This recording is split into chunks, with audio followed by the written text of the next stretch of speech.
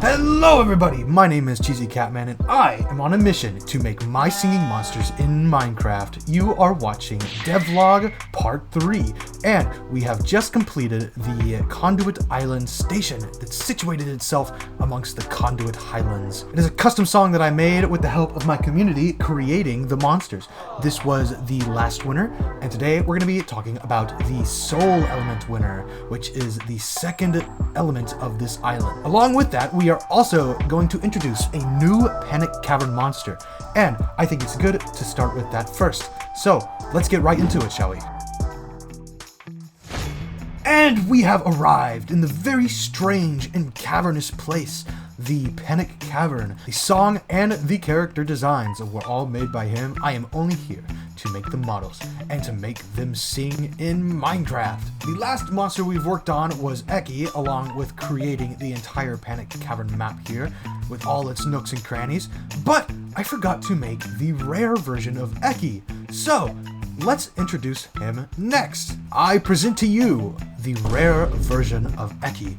Look at the difference.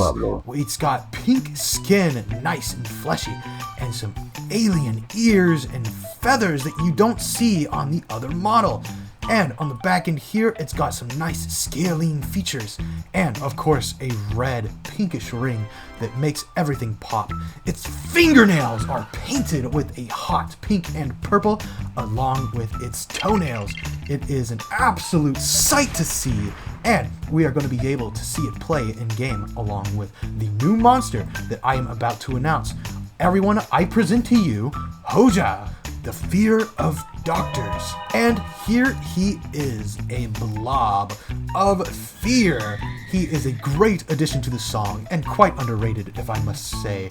We have also the rare Hojaa, because doesn't he look like a snowman to you? Now, this is kind of a weird snowman, you might be asking, but I'm just saying, these are 3 states of the mouth opening and closing. They're actually balls of coal and they move up and down. We have a carrot for a nose, and you can kind of see the leaf behind the carrot. And yes, so we have the 2 versions here and the 2 versions of Echy here. So I think it is time to play the Panic Cavern. Let's hear it from Hojaa and rare Echy.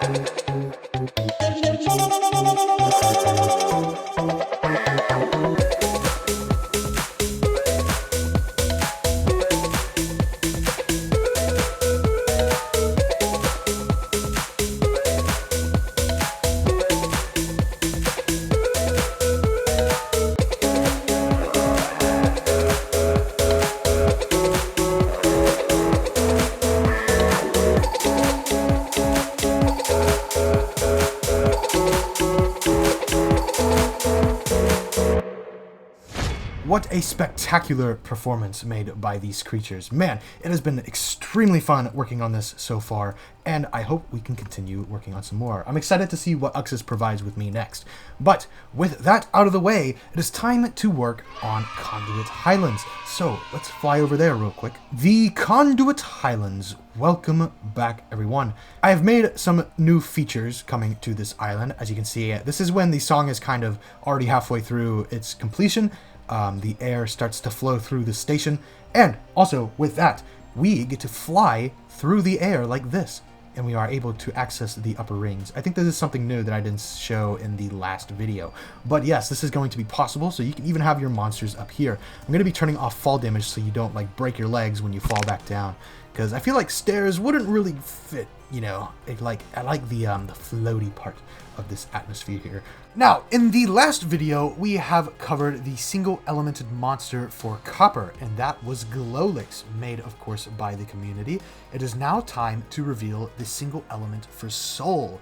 This one has been very fun to work on, and I'm excited to announce what it is. So let us do that now. Ladies and gentlemen, I present to you Polygeist. This monster was made by B. Wiley on Discord for the soul submission, and he has done an incredible job.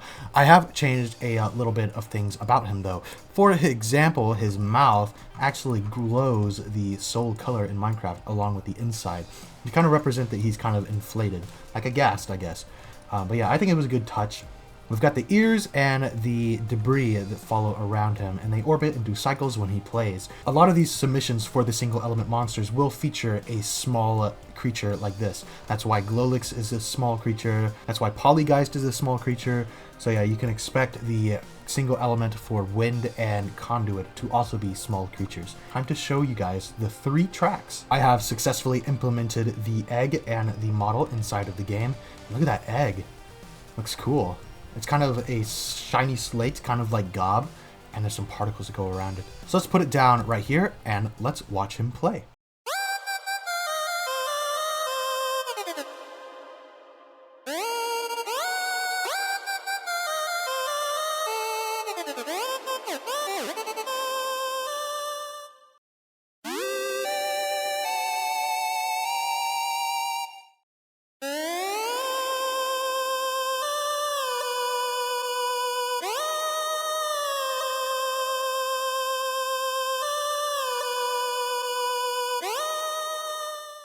Now, when it comes to Glowlix and Polygeist here, they actually play on different measures. They don't actually sing together, which is interesting, but yeah, so as of right now, I won't be showing the entire timeline because this is just not much to show in the first place. But I'm sure after we get the Conduit and the soul elements, then we'll be able to make them all play together, which is going to be so cool. Oh, I can't wait. It is now time to talk about the fundamental mechanic that I have not really addressed yet. It's kind of the elephant in the room. You might be asking yourself, how do we get these monsters? Now, of course, there can't be a breeding structure or a nursery because, number one, the original game uses actual time to fly by. That can't really be our case here in Minecraft because who wants to wait 8 hours in a Minecraft world for an egg to hatch? So, we need some sort of other gameplay mechanic. Now, so far throughout the series, there have been 5 elements that we've introduced. We have the 4 for the Conduit Highlands, the Soul, the Wind, the Copper, and the Conduit. And then we also have the Fear element for the Panic Cavern. Now, it's interesting because these 4 will follow the system of combinations, like the normal islands in the game, but the Fear element will be different because all the Fear element monsters will only have this one element. So they all share the same makeup. So that means there will need to be a certain system to have the different mechanics for what we have here. This is where the idea of a forge comes in. The way this will work is there will be like 4 slots like this, and you'll be able to insert the sigils like this to create combinations. So this would be the Soul and Wind monster, and you would press a button somewhere like here, like click, and then these two would merge and you would get the specific monster. For single elements, all you would do is really just put 1 sigil on the thing and then push the play. Now, the more elements that you get, the more elements that you put on the table will have a higher chance of instability. So there is a chance that this combination will explode in your face. You'll be able to get the sigils back, but the thing will be broken down or something, and it does cost some sort of currency to even run this thing in the first place. Now, just for explanation's sake, let's say there's a currency like with coins. You need to pay like 50 coins in order to merge this, and there's a chance of it not working at all. But there is going to be some sort of other thing. For example, if we put in quartz, and we can pretend this is like a stabilizing crystal, we can put that as a side thing, and the more stabilizing crystals we can get means the higher chance that it won't break. That way, if we do get our quad in the future, which will be very unstable, we can put a lot of crystals in, and it would be a more stable outcome, and therefore a higher chance to get that quad element monster. Now, how do we get the crystals, and how do we get the sigils? That is a great question. And to answer that, I think we should go to another world to explain how this mechanic works. Everybody, welcome to the wonderful world of Retrospect. This was a hidden project I have been keeping to myself, but it is kind of on the back burner for now as I work on this My Singing Monsters project. Oh my gosh, isn't this forest beautiful? This was all hand-built by me. What the fudge was that? La-di-da-di-da. Well, hello everybody. My name is Cheesy Catman, and today, welcome back to the 1980s cartoon. Oh, okay. Never mind. Anyways, I just want to take a fly through here because, oh my goodness, it's just so gorgeous. And yes, this was supposed to be an open world RPG, kind of like Windcraft for Minecraft Bedrock Edition. Yes, I was that ambitious. And it works. We even have like shops and stuff you can go inside. There's like cutscenes and everything. There's people you can talk to, like actually talk to. I'm not going to do that because their dialogue is long. But the most important thing here is the, wait, it's not here. It's the other guy. It's the other guy. I knew that. The options. This is a Terra Caverns key. You might be asking, Cheesy Catman, what's the key for? What are these animations? What? Okay. Anyways, oh my gosh, I am getting super distracted. I have put myself inside the game. I have a nice blue ring here now, and I have the essence shards, which is the currency of this game. So what I'm gonna do is I'm gonna buy this key, and I'm also gonna buy some armor. If you have a keen eye and know a thing or two about RPGs, you might know what's coming up. There is a custom dungeon that I have made for this game, and it works. And the really cool thing about it is that everything here is procedurally generated, meaning every single time you play the dungeon, it is new. There is a new layout and new levels and new challenges. So let's go ahead and enter. The thing about procedural generation is that it actually takes time to load, because what it has to do is it has to clear the old dungeon out, which is what it's doing right now. So it found 55 quadrants of where the dungeon generated, and it's resetting those quadrants now, and then when that's done, a new generation will load, which is happening now. And we have finished loading. Now, this is the starting room, and look over here, there is a chest. Now, in this version, in this game, these chests give you loot. In the My Singing Monsters version, oh goodness, in the My Singing Monsters version, they will be giving you the sigils. I'm being surrounded by monsters. I'm not sure if I'm going to implement everything into the My Singing Monsters stuff, but it is good to know that this has been made before. It is very possible to make it again. I'm not entirely sure every single island is going to have a different dungeon to go with it. It might be certain things. Oh yes, and these are spawners, which are entities that you can kill, but they also spawn monsters. And I am about to die. This is bad. I have given myself regeneration just for the purpose of showing you the dungeon. But yeah, these are on cooldown now, which means they won't generate any more monsters for a while. But man, this dungeon is so cool. So these dungeons are just filled with monsters that you fight. So, and the MSM version is probably going to be the silenced creatures. But yeah, and then there are also puzzle rooms. So this one, for example, is a railway where you have to find the rails and put them down, and then you have to use a TNT minecart to open the door. It looks like I have entered a dead end, so I gotta find my way out of here before I get clobbered. You might be asking, well, isn't this entire dungeon a full dead end? And to that I say, no it isn't. There is actually something that we must find. So with many different dungeon types, there are so many rooms that you have to account for. I believe this specific dungeon has like 40 rooms to make sure that there's no repeating like things, so that way the dungeon doesn't feel repetitive. And the rooms are labeled as either hallways, trial rooms, which is what this one is, for example, where multiple spawners spawn inside them. You can see some here. There's like one right there, and then there's another one up there. This looks like a dead end, so I'm not going to waste my time in here, because the more I'm in here, the more dangerous it gets. Is there anything this way, though? There might be. Yes, it looks like this hallway goes down a bit. Is this map going to release to the public? Not anytime soon, and I don't really want to release it as a demo because, like, if I'm going to release this, I want it to be the actual finished product, you know? But, oh my gosh, that's so cool. Ah, vampire bats! Okay, we should probably go. These guys do a ton of damage if you're nearby them. Ow, like that. And they're not really, you can't really see the damage because I have regeneration, but man, these things get annoying. It appears that we're going the right way though, because this is quite deep. That's another thing about the dungeon, is that it generates in such a way to where it doesn't spread out like a maze, but moreover it has a depth mechanic which allows the dungeon to grow deeper, and the most deepest point has a very special room that I can't wait to show you guys. Oh! I just fell in a trap. Okay, that's dangerous. It seems like I'm clearing the dungeon pretty easily. But yet again, though, that is probably because I have regeneration. This would be a lot more difficult if without my generation. Oh, and there's another trial room. And another chest. What's in this one? Ah, stop hitting me! I can't see what's in the chest! Oh, there's just some potatoes and stuff. That's fine. Okay, let's continue our search through this cave. We continue our journey. Look at this room. It's like a bridge. Like inside, like wow, it's so cool. Okay, this place is a dead end, so it's definitely not down this hallway. There's a big waste of time, but let's go back up and see where the actual ending is. Holy cow, it's a spiral staircase room. Oh, and I fell. Ooh. Oh my gosh, there's so much. So yeah, usually we'd be playing this as multiplayer, so yeah.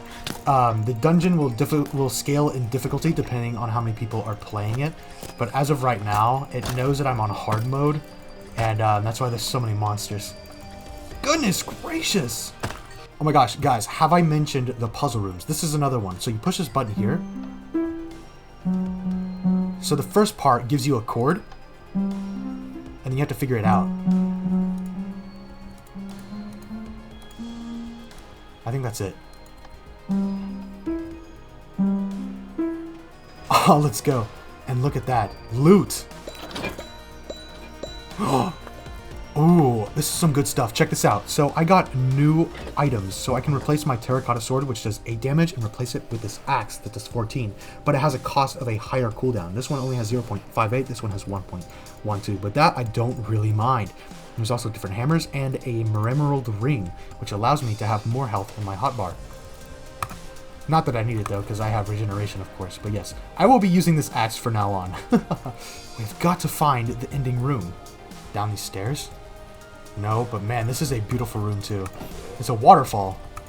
You can hear it in the background. Wow. So cool. Ah, and there is the room that we were looking for. An elevator to our exit. This is how you'll complete the dungeon, but of course, if you die in the dungeon, you'll be able to keep your items. So, like, let's say if you collect sigils or crystals for stabilizing, then you will still be able to keep them even if you die. But let us go to the exit. Now, this is also another really cool thing. You see how this elevator is moving? Isn't that neat? It uses the property of a happy ghast. You know how you can stand on the happy ghast? I use the same code for that, and I applied it to the elevator. It's so smooth. Ah, we have met our exit. Or have we? You see, there is something that stands in the way between me and my freedom. And it seems to be this really buff guy right here, known as the Terracotta Golem. I'm glad I'm well equipped for this battle, and I have regeneration, so I'm kind of invincible. But man, this is a toughie. Let's see if we can fight him and get him down to 0 health. Okay, I'm gonna retreat! Retreat! Oh, I'm being clobbered! So many skeletons! So I gotta watch out for these bullets, because these do a ton of damage. And we shall continue hitting him. Oh, I hit a bullet by accident. These skeletons are gonna knock me up really bad. Okay, he is done with the bullet pattern. Let's see what else he does for me. He's invincible again. He has summoned more creepers, but they're also getting hit. Oh no, the slam! I gotta tumble. That's another unique feature. You can roll, which gives you iframes, which means you're invincible while you roll. So you dodge that attack via rolling. It's pretty cool. I think he's definitely still invincible. Ah, creeper! There he goes again with the bullet attack. Perfect opportunity. I am almost done. Oh, we killed him! Nice!